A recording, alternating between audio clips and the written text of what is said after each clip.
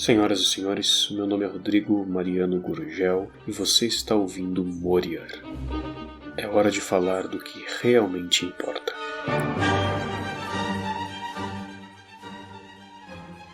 Senhoras e senhores, louvado seja nosso Senhor Jesus Cristo. Como estão? Tudo bem? Por aqui, com a graça de Deus, está tudo muito bem. Tá? Especialmente porque voltou a esfriar.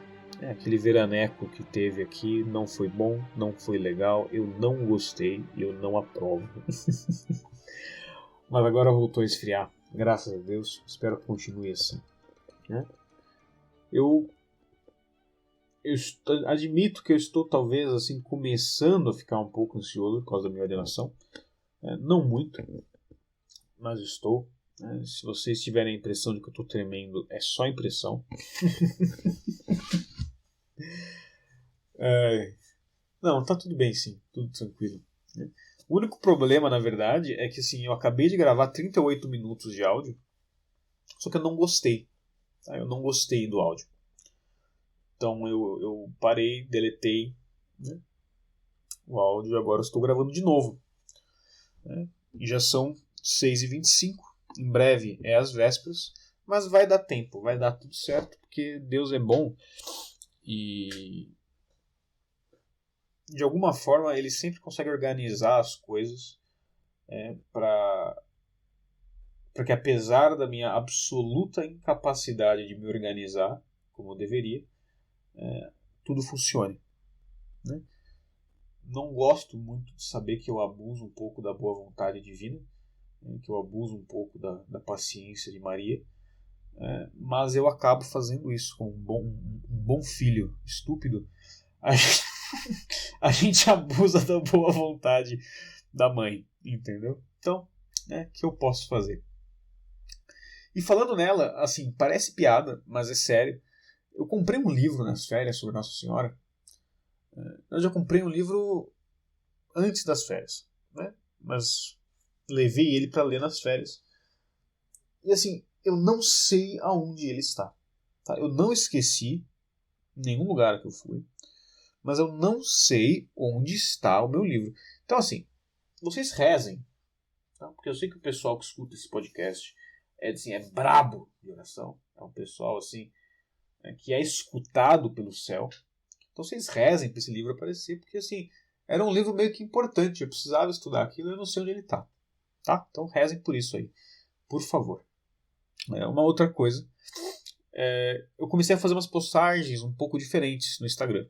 Tá? Comecei a colocar ali todo dia um carrossel pequenininho de texto, com uma coisa mais formativa, mais relação às coisas que eu estou estudando, as notas que eu faço dos meus estudos. E me parece que pode ser útil para vocês. Tá? O pessoal tem gostado, então quem tiver interesse, dá uma olhada ali. É no @ro.gpag. Tá? ro.g. É isso aí, ro.gpag. Bom, sem mais delongas, vamos tratar aí do tema que vocês estão me pedindo para falar há pelo menos 2 semanas. O filme Nefarious. Tan, tan, tan, tan. Pelo sinal da Santa Cruz, livrai-nos, Deus, nosso Senhor, de nossos inimigos. Em nome do Pai, do Filho e do Espírito Santo. Amém. Inspirai, Senhor, as nossas ações e ajudai-nos a realizá-las, para que em vós comece e para vós termine tudo aquilo que fizermos. Por Cristo, Senhor nosso. Amém. Santa Maria, esperança nossa, sede da sabedoria, rogai por nós. São Rafael Arnais, rogai por nós. São Miguel Arcanjo, rogai por nós. Em nome do Pai, do Filho e do Espírito Santo. Amém. Bom, eu não sei o que está acontecendo no círculo social de vocês. Eu não sei que filme vocês assistem, eu não sei que música vocês escutam, eu não sei nem se vocês de fato têm um círculo social, porque eu sei que eu só tenho um círculo social por força das circunstâncias. Tá? Eu não sei de nada disso, mas assim, o que eu posso dizer é que por aqui, tá? Faz 2 semanas que todo mundo começou a falar de Nefarious, que é um filme estadunidense que saiu em abril deste ano. Tá? Todo mundo. Eu não conheço um católico que não tenha pelo menos ouvido falar neste filme. Tá? Que por sinal é baseado num livro chamado A Nefarious Plot, que seria algo como um plano nefasto, do autor Steve Dees. Também é americano, mas eu não faço a menor ideia de quem seja. Eu li a página dele na Amazon e ele tem um monte de livros ali de política, de conservadorismo, de reconquistar o sonho americano. E um livro de ficção, que é esse. Tá? Agora, a ideia do filme é relativamente simples. Tá? É o seguinte, começa com um psiquiatra cometendo suicídio. Tá? Um psiquiatra renomado. E aí o pupilo dele, também é psiquiatra, também é renomado e é assim gloriosamente ateu. Esse pupilo precisa assumir um caso no qual o cara anterior, o cara que se matou, estava trabalhando. Que é o quê? É a avaliação psiquiátrica de um prisioneiro no corredor da morte. Esse prisioneiro é o Edward Brady, que é um serial killer, matou um monte de gente. Ele está com a morte, né, a data da pena capital já marcada, só que ele precisa ser avaliado para ter certeza se ele é imputável ou não por suas ações. E aí esse psiquiatra vai lá, senta na frente dele para fazer essa avaliação e após assim poucos segundos de conversa, o criminoso afirma que ele não é, na verdade, o Edward Brady, mas ele é um demônio o possuindo. E ele vai além. Ele diz que até o fim do dia, aquele psiquiatra sentado na frente dele teria cometido 3 assassinatos. Spoiler, ele de fato os comete. E bem, a partir daí, a conversa desenrola. Assim, eu pessoalmente gostei do filme. Tá? Não é o melhor filme do mundo. Tem alguns problemas que eu vejo. Problemas assim, de lógica interna mesmo da história. Mas assim, é fácil de a gente ver por que as pessoas gostaram tanto do filme. É fácil também de ver por que a crítica americana detestou.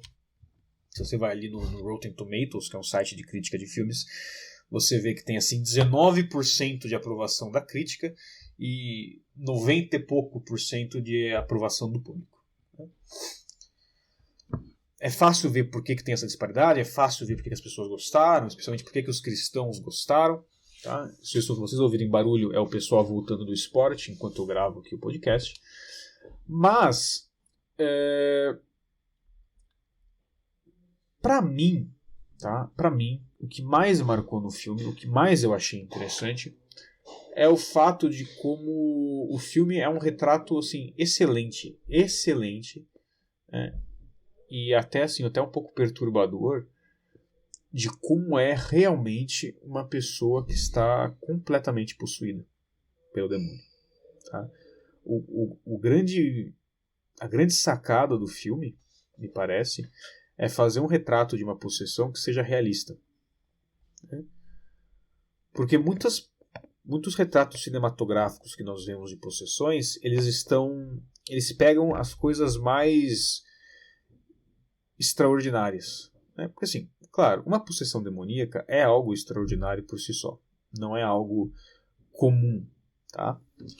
Os exorcistas dizem que é uma coisa que está se tornando cada vez mais comum. Tá?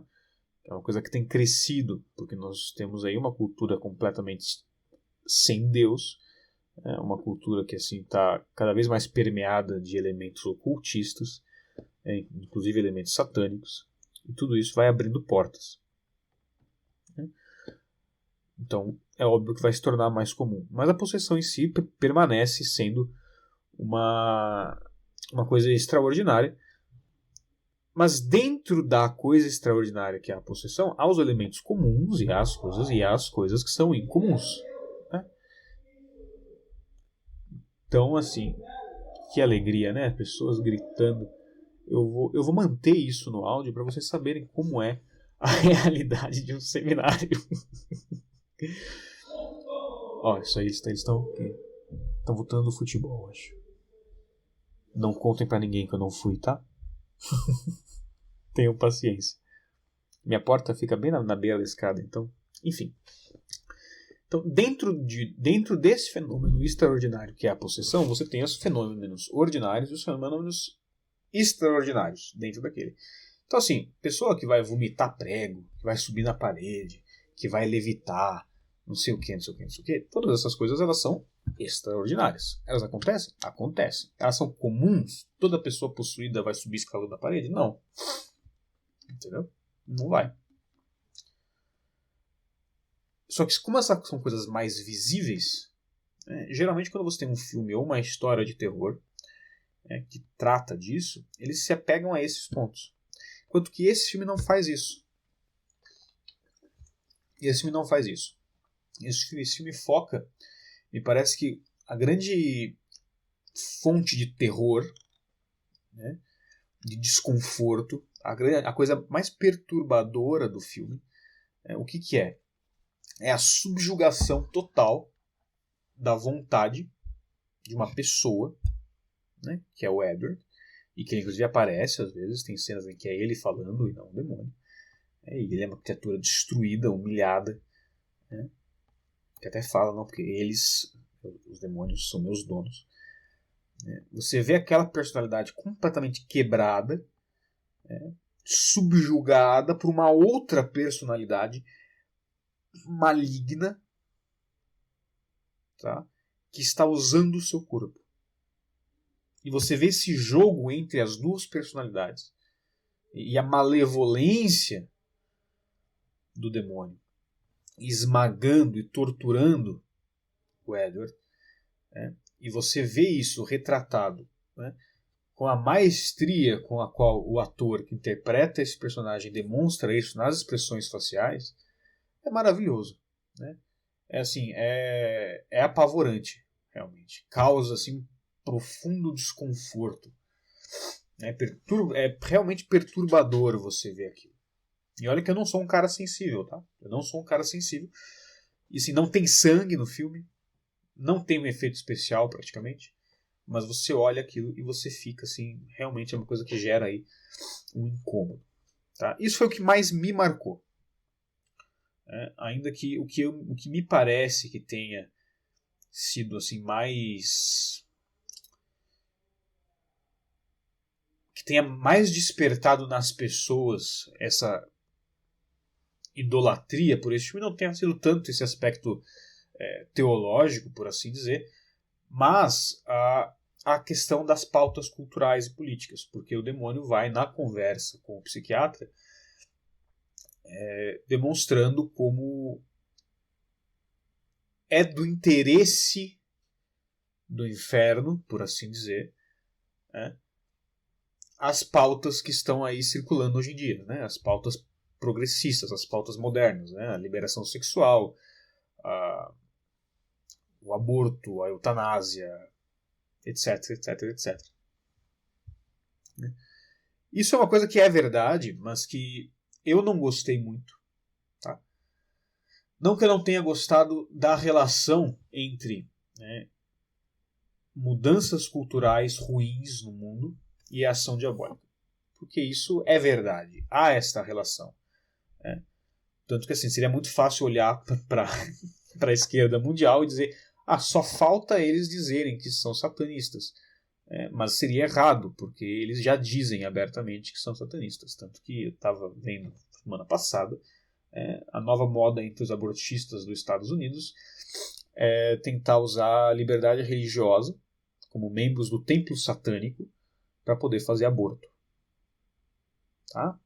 Então, assim, eles nem escondem mais. Então, assim, a ligação entre o satanismo, tá, e a esquerda política é óbvia. Tá? É óbvia, basta olhar para ver.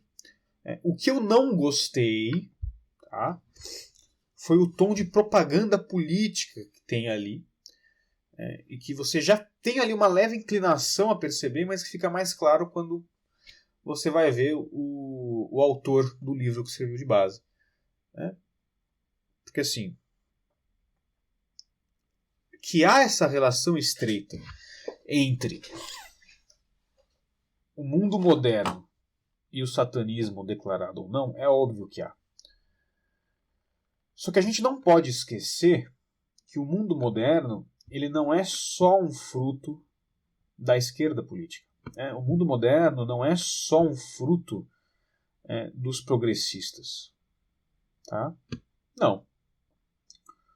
O mundo moderno ele é um fruto do individualismo, ele é um fruto do antropocentrismo, ou seja, de uma visão de mundo centrada no homem e não em Deus.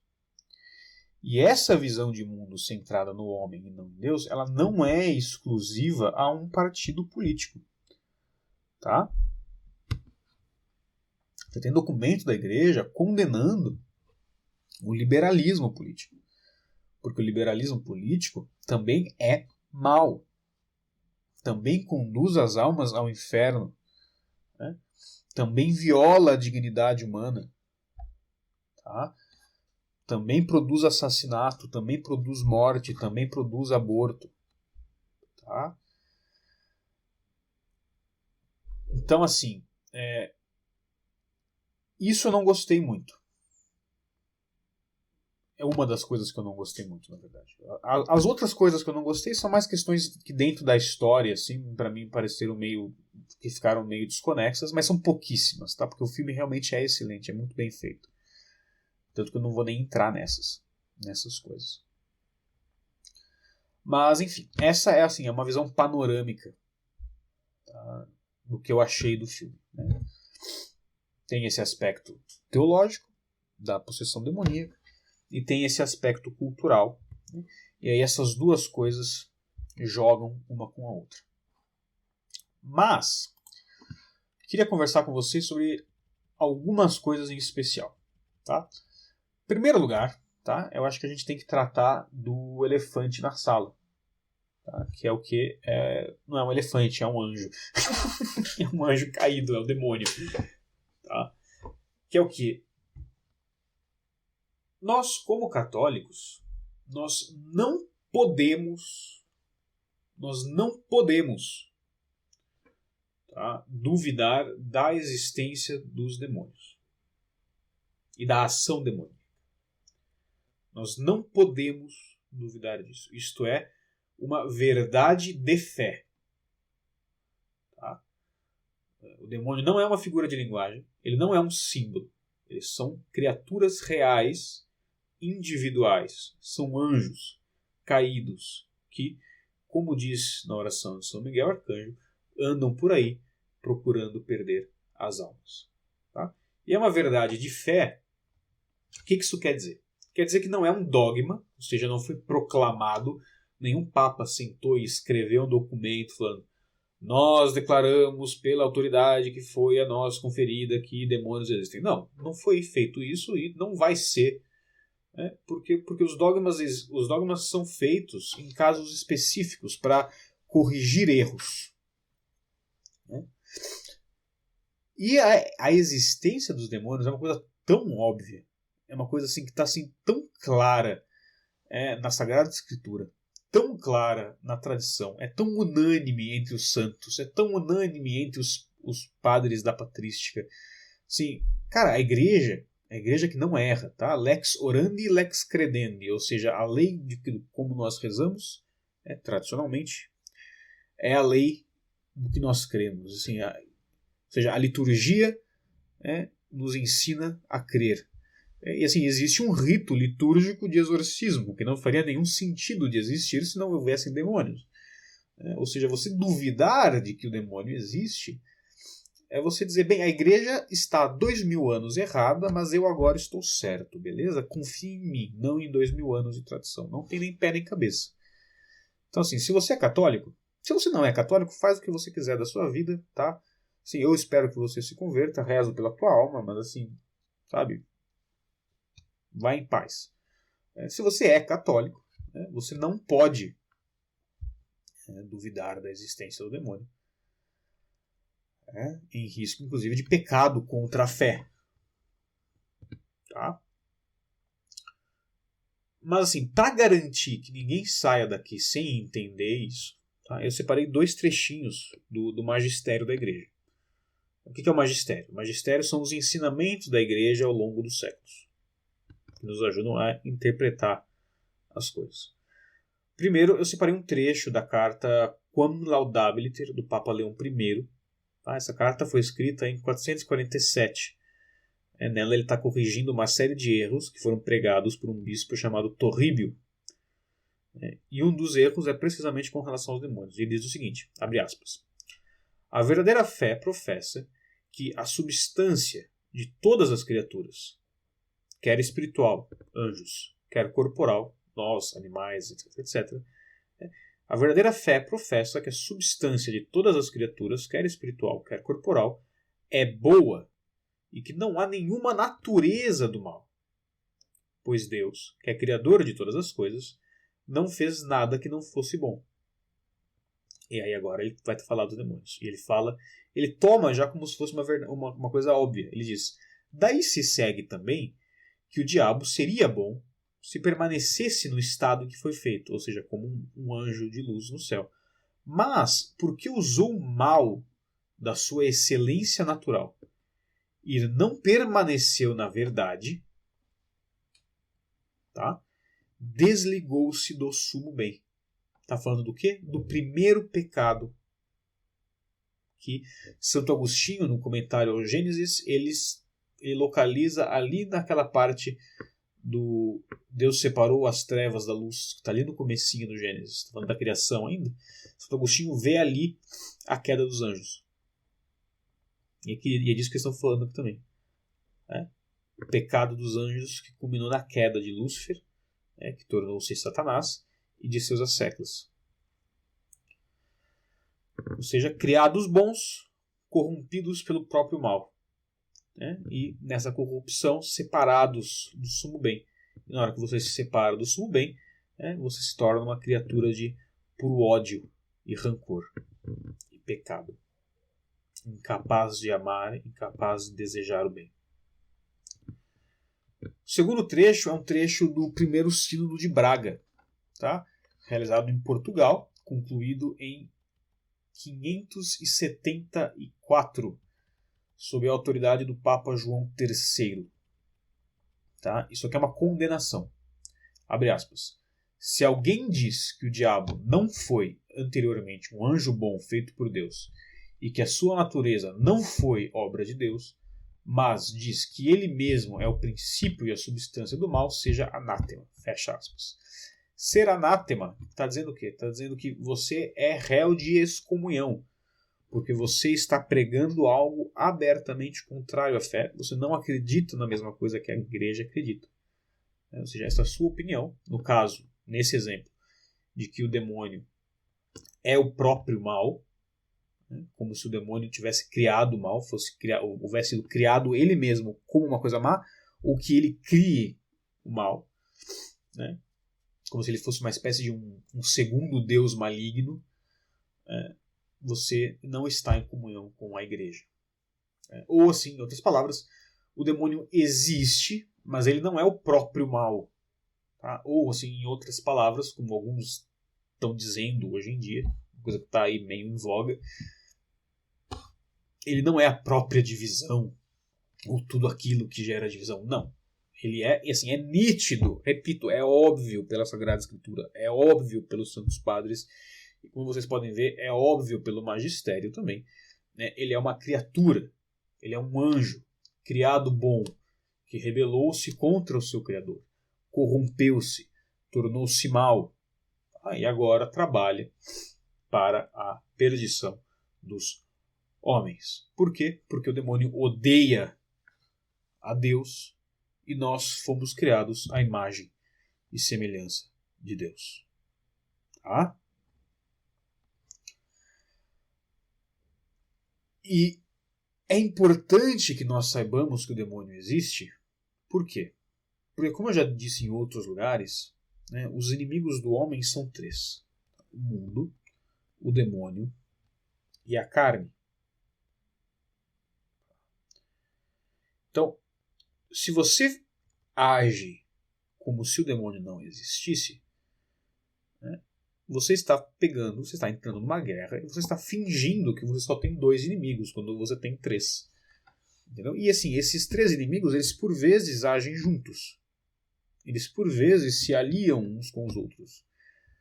Né? Mas eles existem de forma individual. Ou seja, mesmo que você estivesse vivendo numa cabana no mato, né? Ou seja, longe do mundo, e vamos supor que o demônio não existisse, que o demônio não tivesse o poder de te tentar, a sua carne ainda trabalharia contra você. Tá? Ou mesmo que o demônio não pudesse te tentar e você tivesse todos os seus desejos carnais controlados, o mundo ainda agiria contra você. Você ainda teria tentações vindas do mundo. Tá? Então, esses 3 inimigos, eles agem muitas vezes em conluio, eles estão em conluio uns com os outros, mas eles também agem sozinhos. E se você fingir que um deles não existe, você vai para a guerra bastante debilitado. Né? Inclusive tem uma cena do filme em que o capeta vira pro psiquiatra e fala: e aí, pronto pro segundo round? E aí o psiquiatra vira para ele e diz: olha, eu não sabia que isso aqui era uma guerra, né? Eu não sabia que isso aqui era uma luta. E aí ele vira e diz: olha, é por isso que você está perdendo. Entendeu? É por isso que você está perdendo. E isso é verdade. Né? Se você nós vamos entrar mais nisso depois, mas se você esquece que há uma batalha espiritual, há uma guerra espiritual na qual você toma parte, que você está nesta guerra, quer queira, quer não, você irá perder. Porque vejam, há 2 erros principais que eu vejo. Há 2 erros principais que eu vejo com relação ao demônio. Um desses erros é a crença de que ele não existe, né, por motivos que eu já disse. E o outro erro, qual que é? O outro erro é a ideia de que tudo é culpa do demônio. Né, que é uma espécie ali, a pessoa cai meio sem perceber, uma coisa meio inconsciente, no erro de dar crédito demais a ele. Né, de achar que ele é mais poderoso do que ele realmente é. Né, de ver o demônio em cada sombra. Isso é uma superstição, na verdade. Tá? Claro, há casos de pessoas em que isso realmente em que realmente é assim. Mas provavelmente não é o seu. Entendeu? Então assim, relaxa. Relaxa. Mas por quê? Né? Por que são esses 2 erros principais? Porque eles agem de 2 formas. Né? Como insetos e ratos e baratas, eles gostam do anonimato. Eles gostam de ficar no escuro. Eles gostam de não ser vistos. Eles gostam de poder fazer o que eles querem sem que você veja que eles estão lá, e de crescer e de proliferar ali na sujeira, na escuridão e não sei o que e tal. E eles vão alimentando todas essas coisas horríveis dentro das pessoas, que já estavam lá antes deles. Né? Mas eles vão alimentando. Porque eles podem trabalhar em paz, né?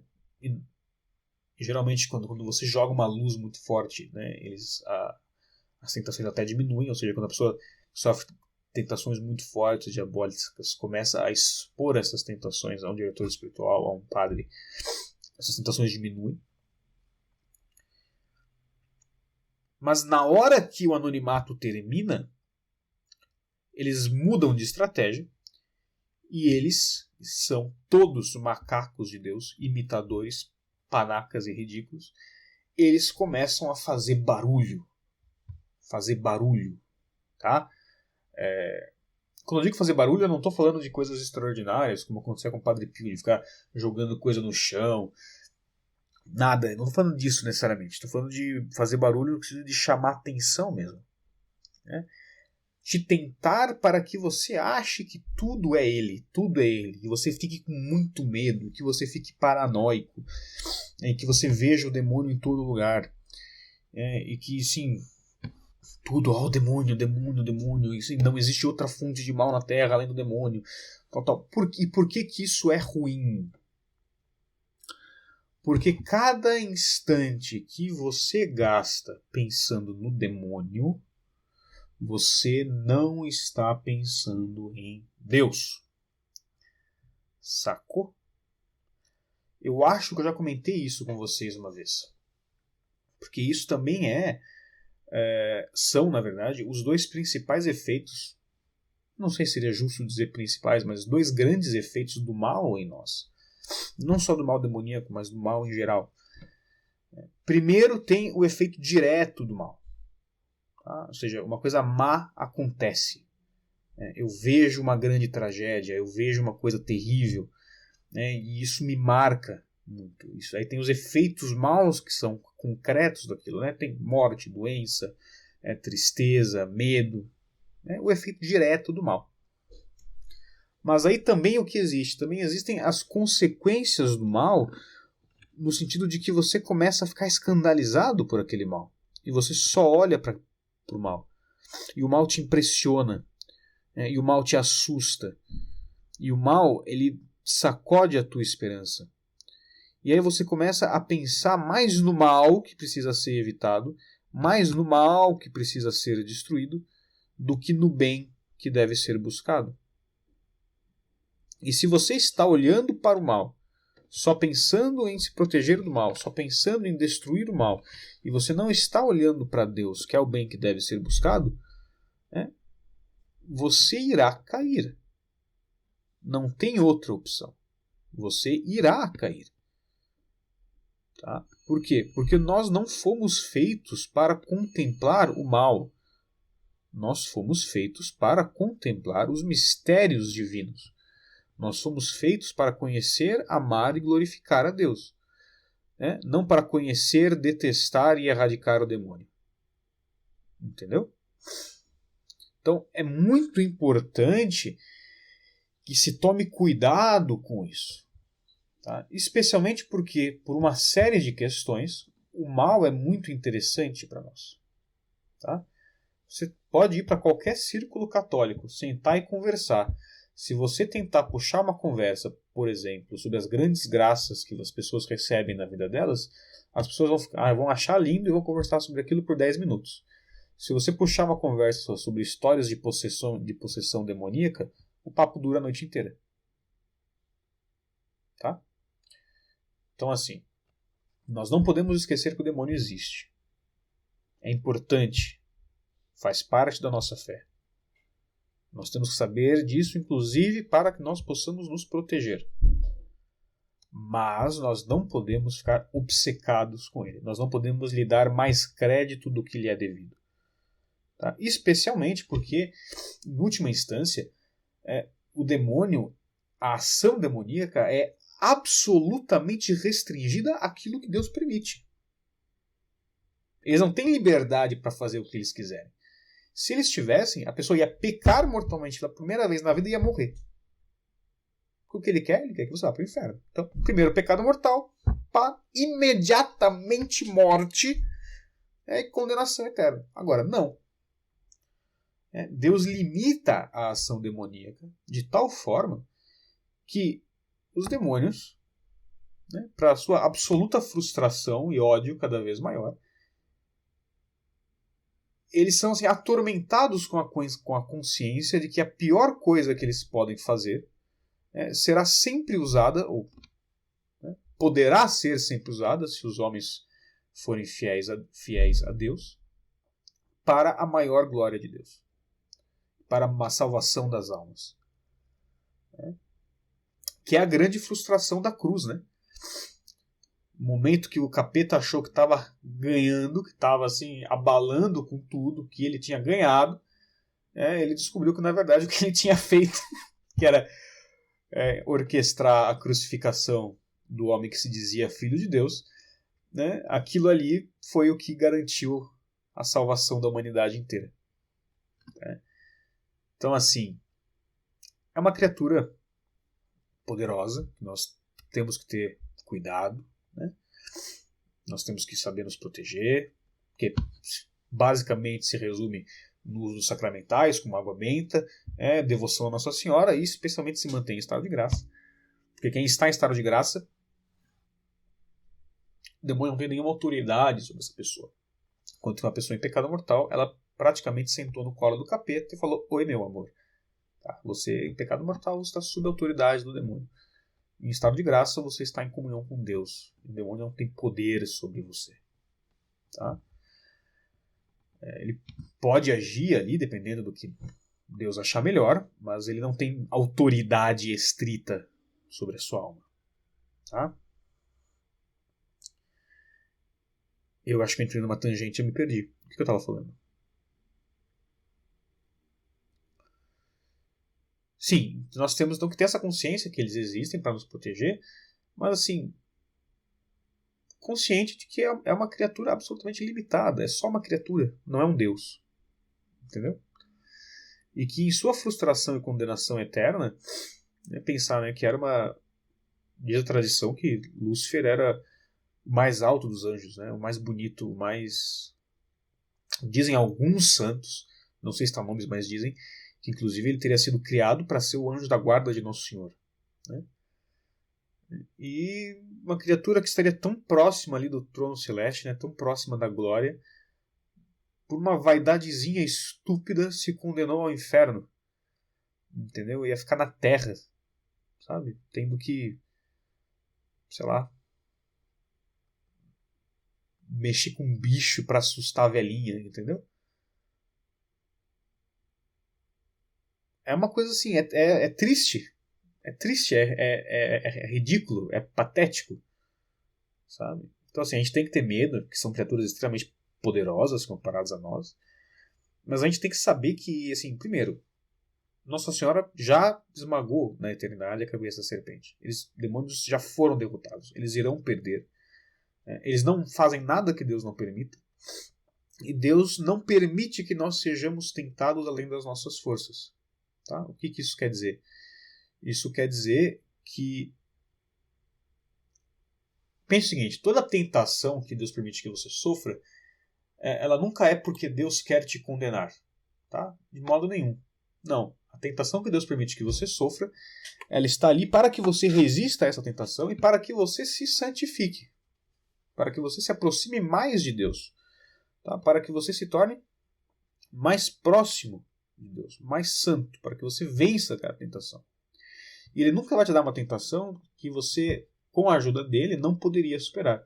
Então, se Deus permite que um demônio te tente, tá? Ele faz isso porque isso será bom para você.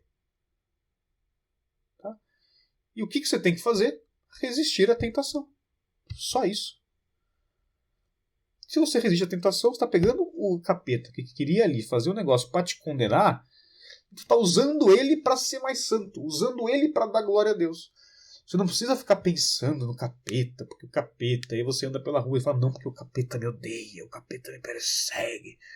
Não, cara. Entendeu? Foca em Deus.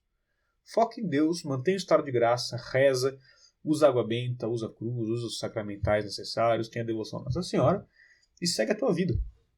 Tá? Pode ser que algum dia você se encontre com alguma manifestação extraordinária do demônio, como uma possessão, o que quer que seja. Pode ser. E aí, bem, aí você trata do assunto.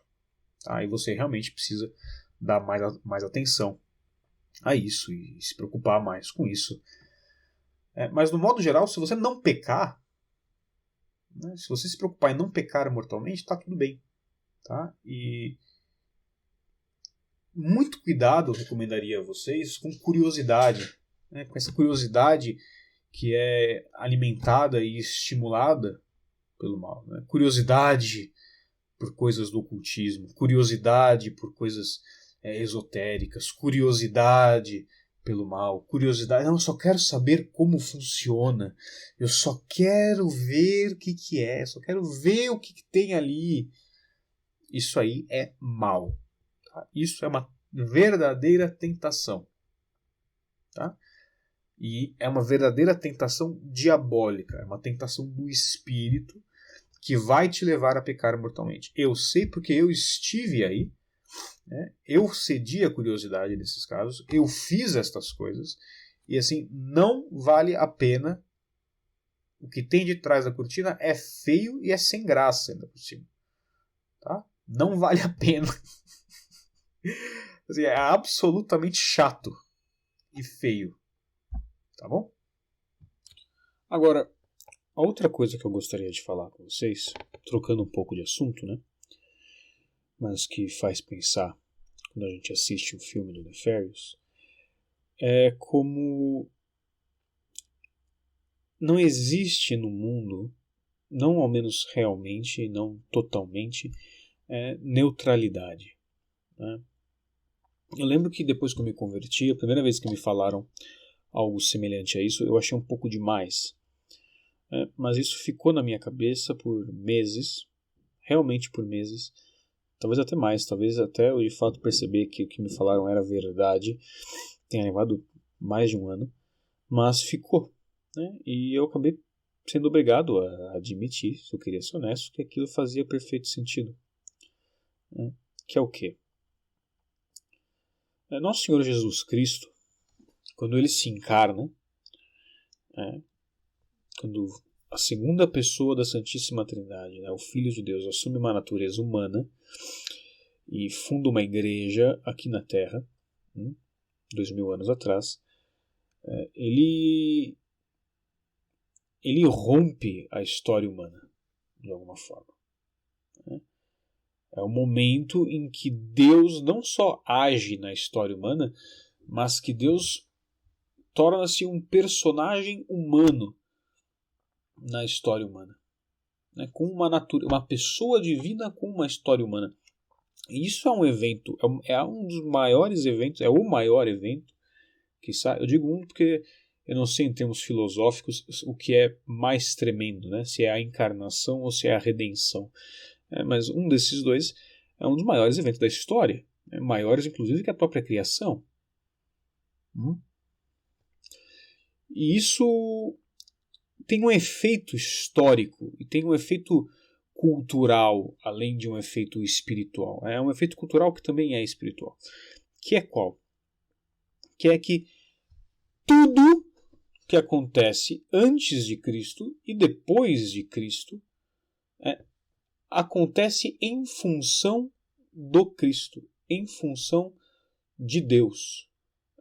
Ou seja, você não tem como desvincular a história e desvincular a cultura e desvincular o comportamento humano de Deus e da ação divina.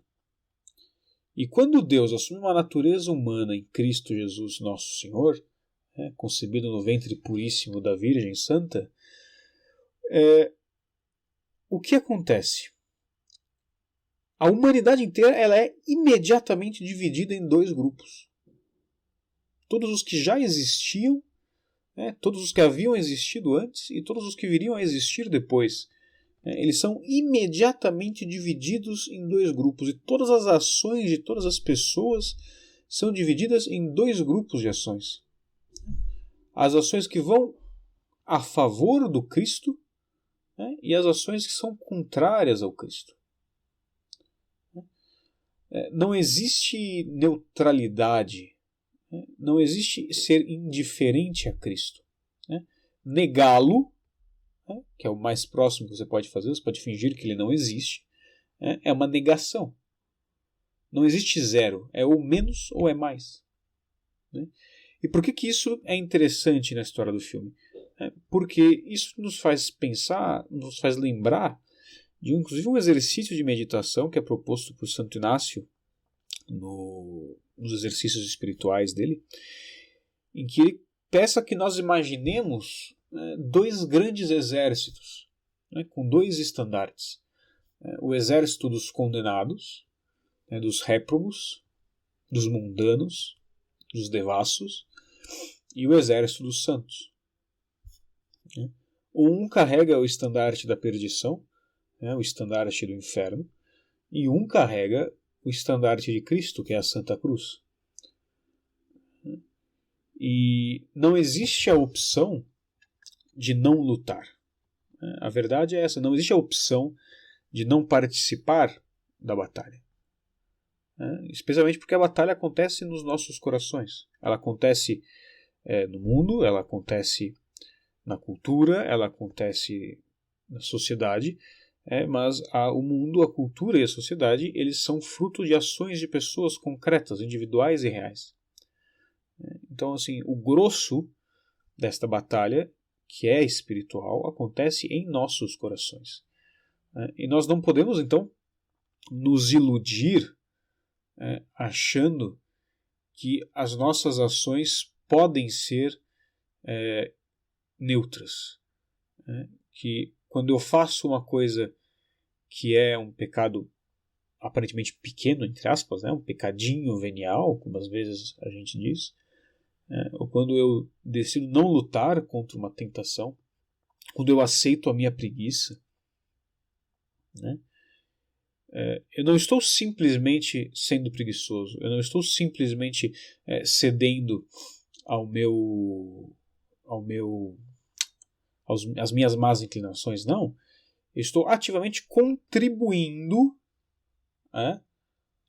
ao lado inimigo nesta batalha espiritual, não só pela minha alma, mas por todos. Por quê? Porque nós todos somos parte, nós que somos batizados, parte do corpo místico de Cristo. Ou seja, o teu bem espiritual faz bem para mim. E o meu mal espiritual faz mal para ti e para todo o corpo místico. Tudo que acontece de bom com a tua alma reverbera em mim, na minha, na de vocês. E com o que é mal também. Porque nós somos todos membros de um mesmo corpo. Tá? Então, se a gente pensa que Deus tem uma ordem, tem uma vontade, pense que uma coisa ela não pode ser contrária à vontade de Deus e a favor dela ao mesmo tempo. Isso é impossível. E se uma coisa perturba a ordem, por menor que seja essa perturbação, ela é uma coisa que se opõe à vontade de Deus. Ou seja, ela é uma coisa que te distancia do amor de Deus. Mesmo que não te separe dele totalmente, como é o caso de um pecado mortal. Isso não pode ser uma fonte de angústia para nós, no sentido de que nós não podemos ficar desesperados, escrupulosos e voluntaristas, achando que o esforço para a gente não se salvar é puramente um esforço moral. Inclusive tem um episódio inteiro falando só que não é isso. Mas é importante que a gente tenha momentos específicos, a gente possa contemplar o peso das nossas ações e o quão sérias são as responsabilidades que nós temos por ser livres. Tá? Porque assim, não se esqueçam que a liberdade humana ela é imagem da liberdade do próprio Deus. Tá? Nós somos criados à imagem e semelhança de Deus. Então, se nós somos livres, a nossa liberdade ela é imagem da liberdade divina. Tá? Então, nós temos dentro de nós essa possibilidade de ação que é divina, que é um direito divino que Deus compartilha conosco, o direito de decidir o que nós faremos. E nós podemos decidir por Deus, ou nós podemos decidir pelo mal. Decidir por nós mesmos, que no fundo é decidir pelo mal e é decidir pelo inferno. Então, nós temos que nos perguntar, para onde se inclina a minha liberdade? Que, em outras palavras, é a gente se perguntar, para onde se inclina o meu coração? Eu tenho a imagem de Deus em mim. A minha liberdade é a imagem da liberdade divina. Agora, a imagem é diferente da semelhança. A minha liberdade, imagem da liberdade divina, será semelhante à liberdade do Cristo ou será semelhante à liberdade de Satanás, que pecou pela primeira vez? Todos nós temos que nos responder isso todos os dias em nossos corações. Deixem que isso pese aí na cabeça de vocês por um instante. Mas tá bom? Então, vamos encerrar esta pequena reflexão por aqui, mas depois fiquem, por favor, porque tem algumas coisas que a gente tem que conversar. Tá bom? Em nome do Pai, do Filho e do Espírito Santo. Amém.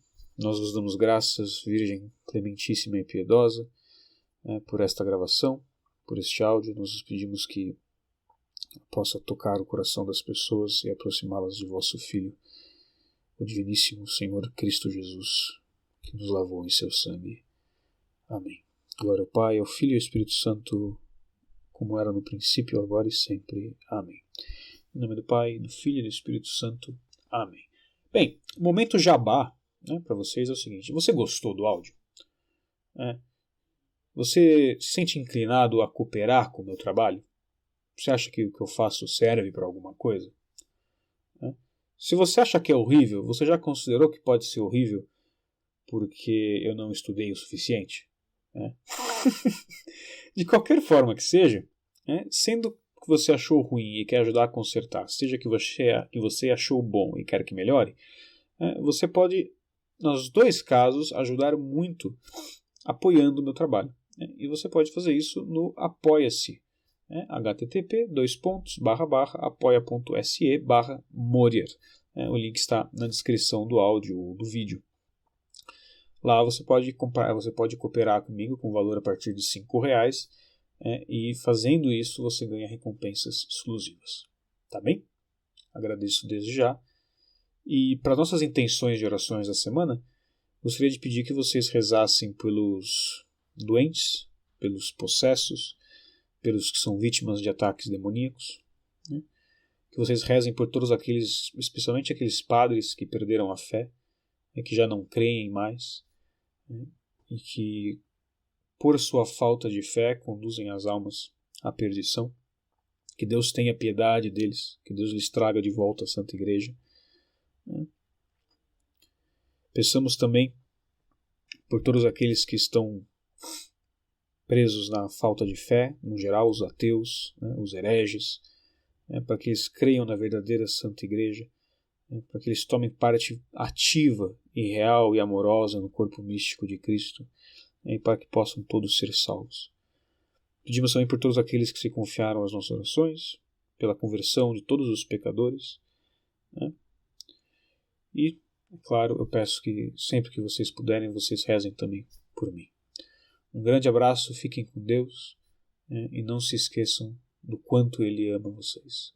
E é muito. Tá bom? Tchau, tchau.